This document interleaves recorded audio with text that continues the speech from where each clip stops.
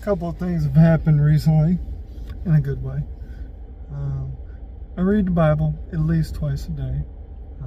It's not whole books or anything, but sometimes I have problems understanding, what it's really saying, or I forget it almost immediately. I pray 3 times a day, maybe.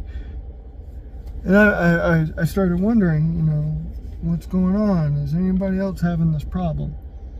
And I went to my couples group at church, and I basically asked that question, y'all have this problem, what's going on?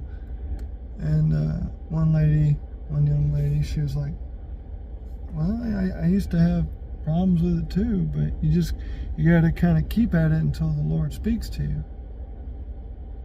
And I was like, all right. I'm not white knuckling it when I read it. I'm not forcing myself to. I want to. And then last night I was talking to one of my buddies from the Army, and he was telling me about how his life has changed, where he is at, and all this stuff. And I told him, I was like, I still pray for all my buddies in the Army. I still pray they find Christ and that they're doing good, even though we don't talk too much anymore. And then this morning, I happened to see a couple of YouTube videos, as I make a YouTube video. And one video is like, if you're truthful and honest and you live pure and you live the way, basically you live in the way that you read.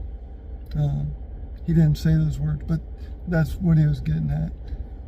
You live what you read, what you do, then the people that don't need to be in your life or can't stand truth will disappear from your life. They'll leave you.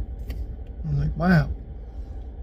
And then I saw the other one where Peter denied Christ 3 times, and then eventually he came out and said, I love you, Christ.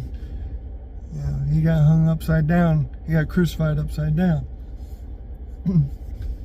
And I was just sitting there thinking, I was like, man, I may not be able to understand everything in the Bible, but it sure seems like I live that way.